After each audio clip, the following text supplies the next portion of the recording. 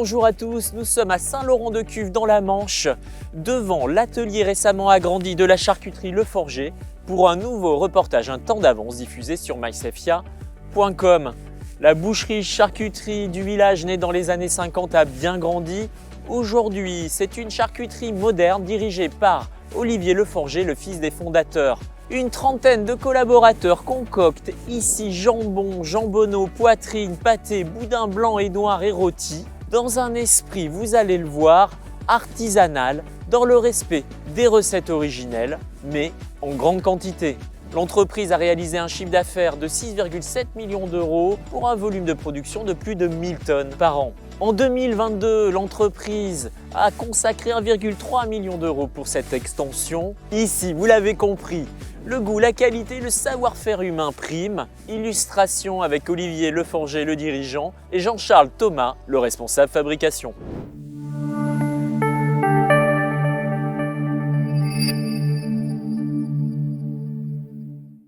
Notre atelier que l'on a construit en 1997, on l'a déjà agrandi en 2010 et en 2022, on a refait un agrandissement encore de 50% pour avoir une vision à 10 ans. Nous sommes passés de 1000 m² à 1500.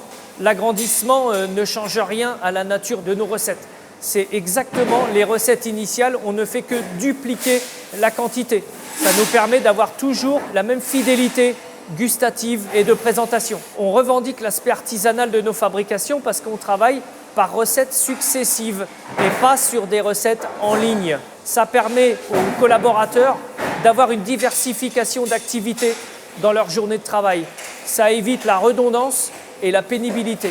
C'est vraiment l'humain et le savoir-faire qui nous permet ensuite d'envisager de fabriquer des bons produits, des bonnes recettes. On n'a pas de difficulté de recrutement. On travaille depuis des années sur la cohésion d'équipe jusqu'à presque l'esprit familial. Un esprit familial dans le sens de l'efficacité et de la cohésion d'équipe. Ça nous permet d'avoir une image à l'extérieur positive qui nous permet d'avoir des candidatures spontanées à mesure de nos besoins. Quand on n'a pas de difficulté de recrutement, on arrive à soulager l'équipe quand il y a besoin. Ils ne sont jamais dans le dur. On a des gens de tout profil. Je préfère avoir des candidats de bonne volonté, ponctuels, que l'on va intégrer dans l'équipe et on va tout leur apprendre. L'esprit d'équipe va nous amener une orientation qualitative. Ce qui distingue un peu cette entreprise-là, c'est la qualité des produits, toujours en rendez-vous. C'est la veille pour le lendemain. Les dates sont très courtes au niveau des abattages de porc. C'est vraiment de l'extra frais. C'est sûr, c'est de la grosse quantité, mais c'est de la très bonne qualité. Le savoir-faire est le même qu'en petite charcuterie. On est beaucoup plus. C'est des grosses machines et c'est tout.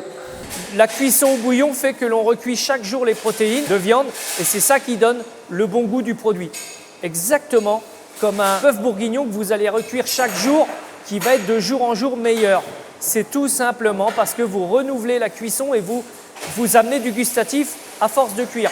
La source, c'est déjà des approvisionnements, 70% des appros à moins de 100 km. Pour faire vivre notre territoire et connaître par cœur nos approvisionnements, c'est forcément du français. Et les 30% qui restent, c'est du régional, c'est moins de 300 km. Donc c'est de toute façon de l'approvisionnement de proximité ou au régional.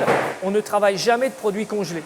C'est toujours du frais parce qu'on va avoir un produit très régulier en aval parce qu'en amont, on a quelque chose qui est toujours très frais. La charcuterie Le Forger se distingue par la qualité avec des approvisionnements de proximité exclusivement en frais et un process de transformation artisanale, illustration avec le produit phare, le jambonneau. Reçu frais découpé la veille, le jarret arrière passe d'abord par une étape d'injection de saumure avant une maturation d'une semaine minimum. Les jarrets sont mis en bac Europe, est ajouté le bouillon chaud dégraissé, cuisson en cellule à 76 degrés pendant 18 heures.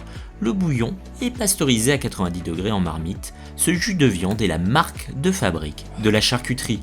À l'étape façonnage, on sépare l'os, puis la noix de jambonneau, la pièce noble, et moulée dans une poche stérilisée en coton, la couenne placée sur le côté.